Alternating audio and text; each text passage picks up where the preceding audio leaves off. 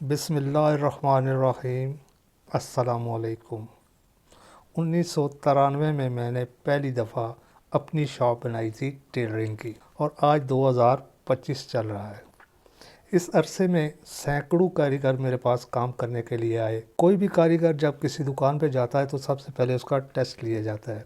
मुख्तलिफ़ टेलर अपने अपने तरीके से कारीगरों का टेस्ट लेते हैं। कोई उसको कमीज़ बनाने को दे देता है, कोई ट्राउज़र बनवाता है, कोई पूरा सूट बनाता है, कोई कॉलर बनाता है, कोई पांचे बनाता है। हर किसी का अपना अपना टेस्ट लेने का तरीका है और तकरीबन इन 32 सालों में मेरे पास सैकड़ों के हिसाब से कारीगर आए और सबसे मैंने सिर्फ एक ही चीज़ का टेस्ट लिया और इस टेस्ट में तकरीबन 85% जो कारीगर थे वो फेल हुए। 10% ऐसे कारीगर थे जिन्होंने सिर्फ पासिंग मार्क्स लिए और सिर्फ 5% ऐसे थे जिन्होंने पोजीशन हासिल की। और जो इस टेस्ट में फ़ेल हुए, ये नहीं कि मैंने उनको काम पे नहीं रखा, उनको मैंने काम पे रखा और उनको वो काम मैंने समझाया कि ये इस तरह नहीं, इस तरह होता है और अल्हम्दुलिल्लाह आज तक वो मुझे दुआएं देते हैं। तो आज की वीडियो में वो काम आपको सिखाने जा रहा हूँ और मुझे उम्मीद है आज की वीडियो देखने के बाद आपका शुमार भी उन 5% में हो जाएगा जिन्होंने पोजीशन हासिल की है। छोटा सा काम है लेकिन इस काम की मेरे नज़दीक बहुत अहमियत है। जो ये काम नहीं जानता मैं समझता हूँ कि वो कारीगर नहीं है। काम क्या है? काम है छोटा सा, बिल्कुल सिर्फ 2 सिलाइयाँ लगानी है। सिर्फ 2 सिलाइयाँ लगती हैं इसमें, इससे ज़्यादा सिलाई नहीं लगती। 2 मिनट से भी कम टाइम लगता है, लेकिन ये वीडियो बनाते हुए आपको समझाने में शायद ये वीडियो थोड़ी लंबी हो जाए, लेकिन काम ये सिर्फ 2 मिनट का है। 2 मिनट से भी कम का काम है। तो काम क्या है? बैक गले में फॉल्स लगाना। बैक गला यानी जिसको हम टेलरिंग की ज़ुबान में बैक टीक कहते हैं। तो आज की वीडियो में इंशाल्लाह तफसील के साथ आपको ये मैं तरीका समझाऊंगा। अक्सर मैं देखता हूँ कि बैक गले में जो फॉल्स लगाते हैं लोग, उनको सही तरीका नहीं आता। कुछ मेरे व्यूवर्स ऐसे हैं जिन्होंने मुझसे व्हाट्सएप पर रब्ता किया, उन्होंने अपने काम की पिक्चर्स भी मुझे भेजी, लेकिन उनमें मैंने देखा कि उनके बैक में जो फॉल्स लगती है उसमें काफ़ी कमियां हैं। तो इसलिए मैंने सोचा इस पे एक वीडियो ज़रूर बनानी चाहिए। तो चलें आज सीखते हैं कि बैक गले में यानी बैक टीक में फॉल्स किस तरह लगाई जाती है। तो वीडियो शुरू करने से पहले हमेशा की तरह आपसे रिक्वेस्ट है कि जितने भी नए लोग आए हैं इस चैनल को सब्सक्राइब कर लें और ये बेल वाला बटन भी दबा लें ताकि आने वाली हर वीडियो फ़ौरन आपके पास पहुंचे और उससे आपको कुछ ना कुछ नया सीखने को मिल जाए। तो चलें देखते हैं कि बैक टीक में फॉल्स किस तरह लगाई जाती है। जी, तो स्टार्ट करते हैं और सीखते हैं कि बैक गले में यानी बैक टीक में फॉल्स किस तरह लगाई जाती है। उसके लिए हमने पहले ये तकरीबन 1.5-2 इंच की चौड़ी पट्टी और रेप कपड़े से काट लेनी है। जो मैंने काट के रखी हुई है ये और रेप पट्टी है, ये आप देख रहे हैं इसमें लचक है। तो ये पट्टी गले के मुताबिक हमने काट लेनी है। तकरीबन 1.5 इंच चौड़ी है ये, आप 2 इंच भी काट सकते हैं। तो इसको हमने कटिंग कर लिया है। अब हम बैक गले की कटिंग करेंगे। पहले हमने फ्रंट का गला तैयार करना होता है, उसके बाद बैक के गले की कटिंग करते हैं। चलें कटिंग कर लेते हैं बैक गले की। तो ये है हमारा शोल्डर और ये कंधा है और ये हमारी सेंटर की क्रीज है कमीज़ की बैक की। तो गला हमने पहले से तैयार कर लिया है फ्रंट का, उसको इसके ऊपर रख के हम इसकी कटिंग कर लेंगे। ये देख रहे हैं कि ये हमने गला तैयार किया हुआ है। तो सबसे पहले ये गले को यहाँ से इसके बराबर रखना होता है शोल्डर के, ये चीज़ बराबर करनी होती है। यहाँ पे रख के, ये काफ़ी बड़ा गला है और इसका बैक का भी गला इन्होंने हमें कहा है कि ज़रा खुला ही रखें। ये गला हमने रख लिया। इस गले के बिल्कुल साथ हमने ऐसे निशान लगा लेना है। एक निशान आधा इंच आगे लगा लेना है। ये दोनों निशान लगाने बहुत ज़रूरी होते हैं। ये निशान लगा लिया। अब इसको हम हटा लेंगे फ्रंट को यहाँ से। अब यहाँ से इसको निशान लगाना है। नॉर्मल जो हम गला बनाते हैं 7x7 का गला होता है या 7-6.5 का गला होता है, उसकी बैक टीक हम 3 इंच उतारते हैं।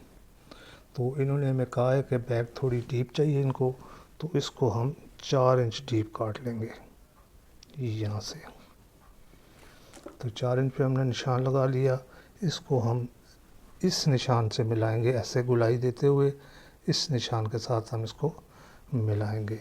तो इसको हल्का सा वी शेप में ही रखना होता है। ये इस निशान से यूँ हम इसको मिला देंगे। अक्सर टेलर मैंने देखा है वो इसको यूं काट देते हैं गोल शेप में। तो जब ये गला तैयार होता है, अगर हमने यहाँ से काटा हो तो ये गले से बाहर चला जाता है। तो ये देख रहे हैं आप, हमने इसको थोड़ा सा वी शेप में निशान लगाया है।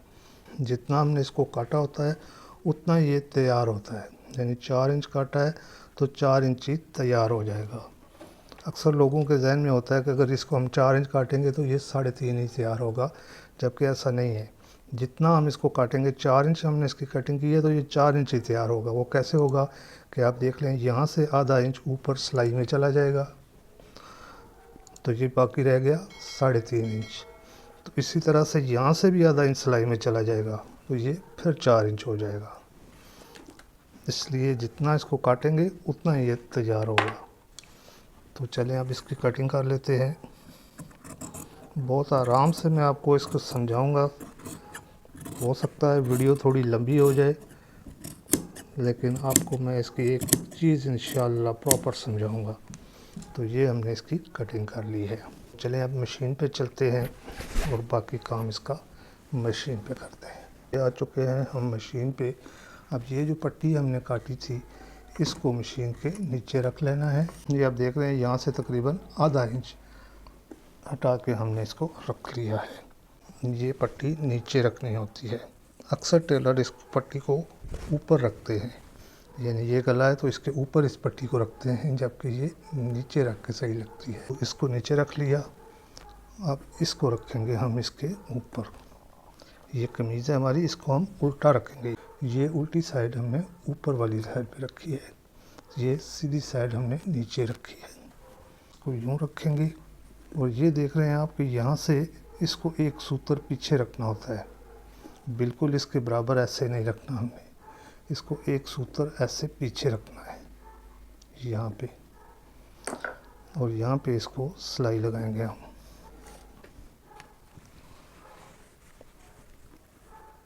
और ये इसी तरह एंड तक एक सूत्र पीछे ही रखना है, इसको बिल्कुल बराबर नहीं करना, ऐसे हटा के रखना है एक सूत्र। तकरीबन एक सूत्र से थोड़ा ज़्यादा भी कर सकते हैं आप। जब लगाएंगे हम इसको सिलाई तो इसको बिल्कुल सीधा होना चाहिए, ये इधर इधर नहीं होना चाहिए, ये बिल्कुल सीधा होना चाहिए।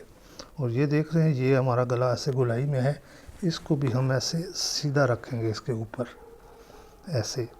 ऊपर वाले को भी नहीं खींचना और नीचे वाले को भी नहीं खींचना, बिल्कुल हल्का हाथ रख के इसको सिलाई लगानी है। ऊपर वाले को बेशक थोड़ी खिंच लग भी जाए तो खैर है, लेकिन नीचे वाला जो है ये बिल्कुल ढीला रख के और इस गोलाई को ऐसे सीधा कर लेना है उसके बराबर।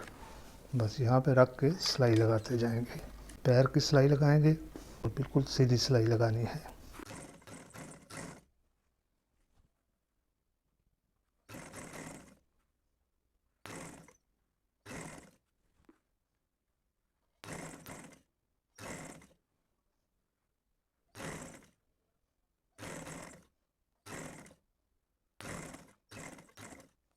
तो ये हमने सिलाई लगा ली। सिलाई लगाने के बाद हमने क्या करना है, ये जो ऊपर वाला कपड़ा है, जो कमीज़ का हाला है जो हमने काटा था, इसको हम थोड़े थोड़े फासले पे कट लगा लेंगे।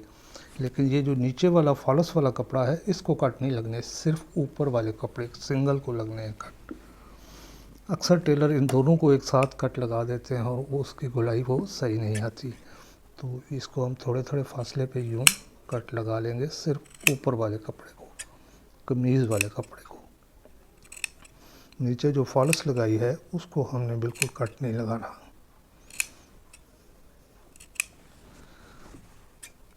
ये सारे को तकरीबन 1-1 इंच के फासले पे हम कट्स लगा लेंगे।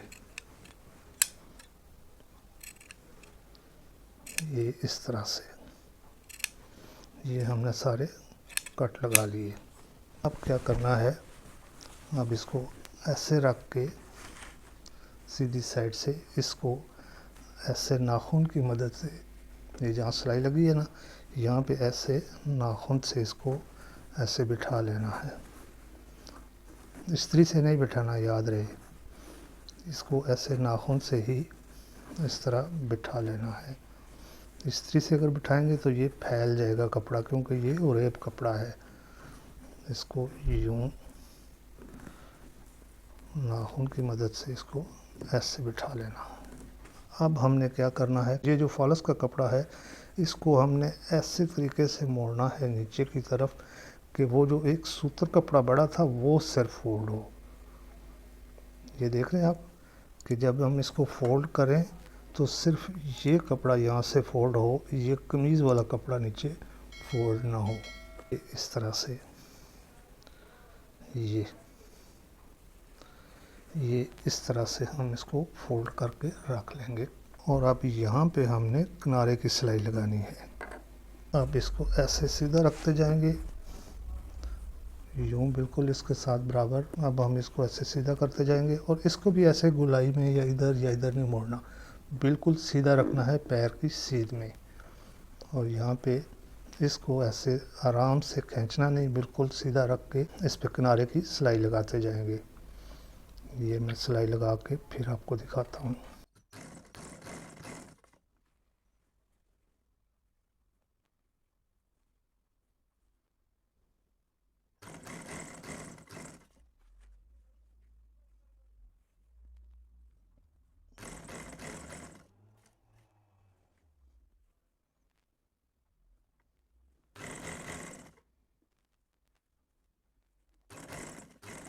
तो ये हमने सिलाई लगा ली है।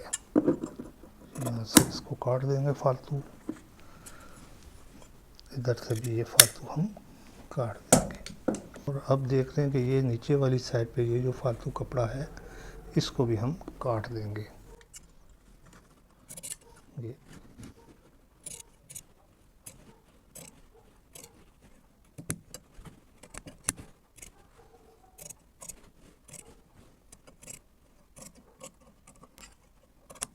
अब हम इसको इस्त्री लगा सकते हैं। ये ऐसी उल्टी रखनी है कमीज़ और यहाँ से इसको इस्त्री लगा लेंगे हम।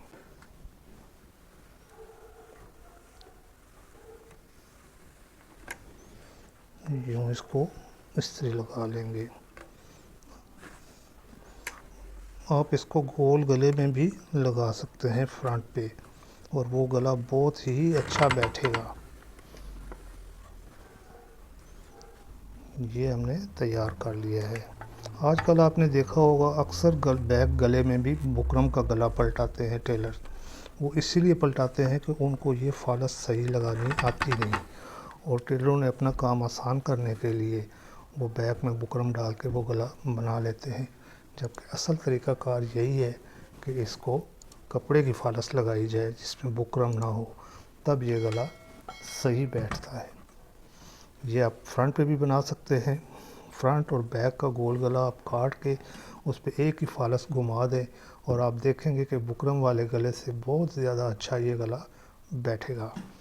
तो इसके बाद अब हम इसका शोल्डर जोड़ लेते हैं और फिर यहाँ पे तुरपाई कर देते हैं। अगर आप नीट सिलाई लगा सकते हैं तो सिलाई लगा लें यहाँ पे किनारे पे इसके, लेकिन तुरपाई ज़्यादा बेहतर रहती है। चले हम शोल्डर जोड़ के इसको फिर तुरपाई कर लेते हैं। शोल्डर जोड़ने के लिए यूँ इसको रखना है नीचे, कमीज़ की सीधी साइड ऊपर आनी चाहिए। ये इसकी सीधी साइड है, ये देख रहे हैं।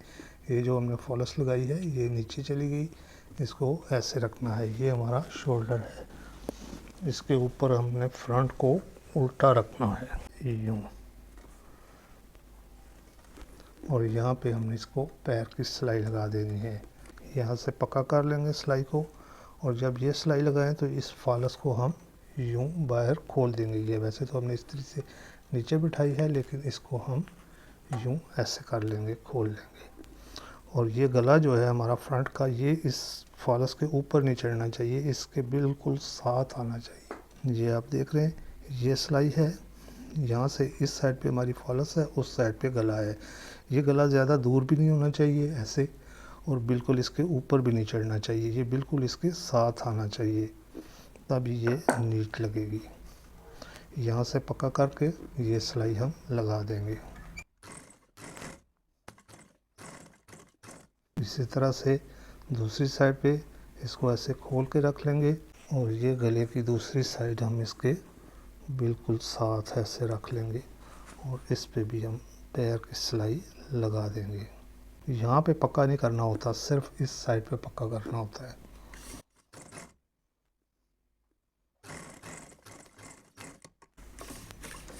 तो ये सिलाई हमने लगा ली है।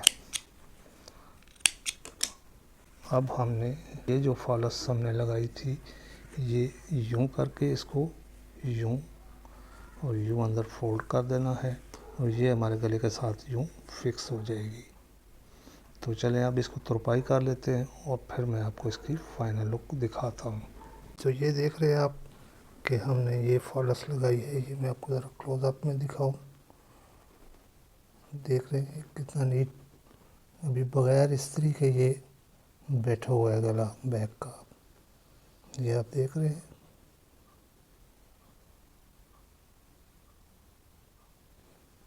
ये होती है बैक टीक, ये यानी कि बैक का गला। ये आप देख रहे हैं कि हमने इसको वी शेप में काटा था और अब ये बिल्कुल राउंड शेप में बन गया है। अगर हमने इसको यहाँ पे वो जो शेप मैंने आपको दिखाई थी काटते वक्त, अगर हम इसको यहाँ से काटते तो ये इस गले के नीचे चला जाता, यहाँ से ये इसके बिल्कुल अंदर चली जाती ये चीज़, तो वो इसकी खूबसूरती ख़त्म हो जाती है। तो इसको बहुत ही नीट बनाना चाहिए। ये आप देख रहे हैं कि ये हमारा गला है, लेकिन जब भी हम देखेंगे तो पहली नज़र हमारी यहाँ पड़ेगी, गले पे नज़र बाद में जाएगी, पहले नज़र इस पे पड़ेगी। अगर ये नीट नहीं होगी तो फिर काम का मज़ा नहीं आएगा। तो ये थी हमारी आज की वीडियो। उम्मीद है कि आपको बैक टीक यानी कि बैक गले में फॉल्स लगाने का तरीका सही तरीके से समझ आ गया होगा। अगर किसी चीज़ की समझ नहीं आई तो ज़रूर पूछ लीजिएगा कमेंट बॉक्स में। तो अब दीजिए इजाज़त, इंशाल्लाह बहुत जल्द फिर मिलेंगे। तब तक के लिए अल्लाह हाफिज़।